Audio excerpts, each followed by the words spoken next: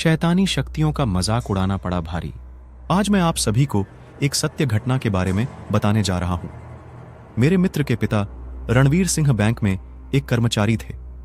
वह भूत प्रेत जैसी आत्माओं का बहुत मजाक उड़ाते थे।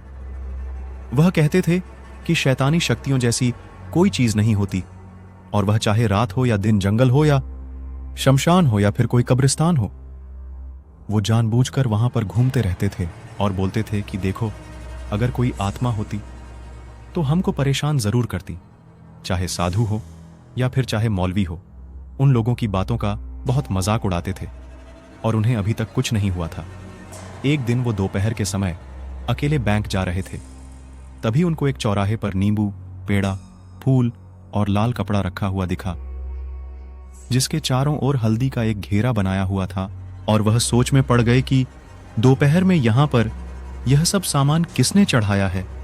और वह मस्ती के मूड में साइकिल से नीचे उतरे और हल्दी से बने हुए घेरे के अंदर से नींबू, लाल कपड़ा और मिठाई भी उठा ली और साइकिल पर बैठकर हंसते हुए बैंक की ओर चले गए। वहां पहुंचकर काम करने में व्यस्त हो गए।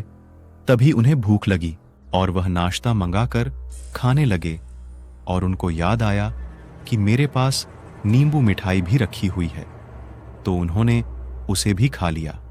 और जो लाल कपड़ा उठाया था उससे अपना हाथ मुंह पोंछकर कूड़े में फेंक दिया और उनको कुछ भी नहीं हुआ। जैसे जैसे दिन ढलने लगा, रात होने लगी, वैसे उनका सिर भारी होने लगा और वह घर आ गए।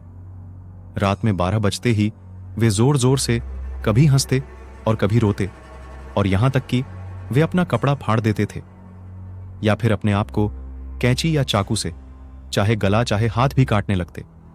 एक दिन तो वह इतना हद कर दिए कि वह अपने गले में फांसी का फंदा लगाकर खड़े हो गए। तब उनकी पत्नी ने उन्हें देख लिया और छुड़ाया। उनसे पूछने लगी, अरे आपको क्या हो गया जो आप ऐसी वैसी हरकतें करने लग गए?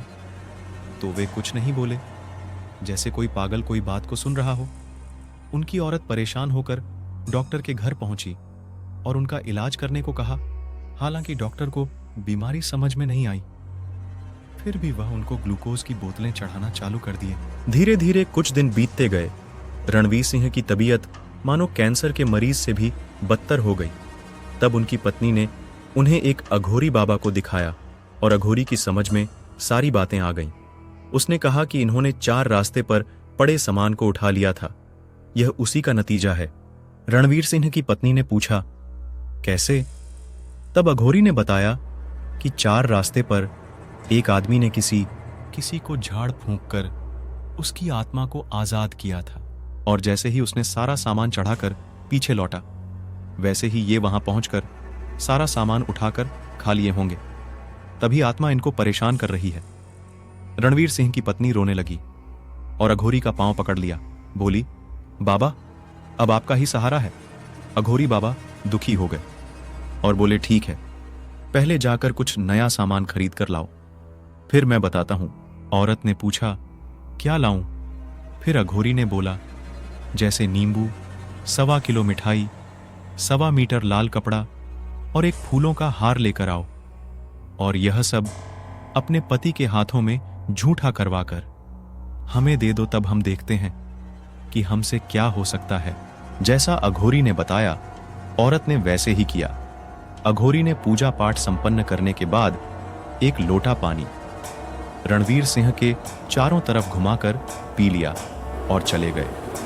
रणवीर सिंह दिन प्रतिदिन सही होने लगे और उनको कुछ याद भी नहीं आया, और वह एकदम स्वस्थ हो गए और अपने बैंक में काम फिर से चालू कर दिया।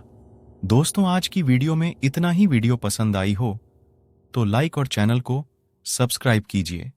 हाथ जोड़कर निवेदन है।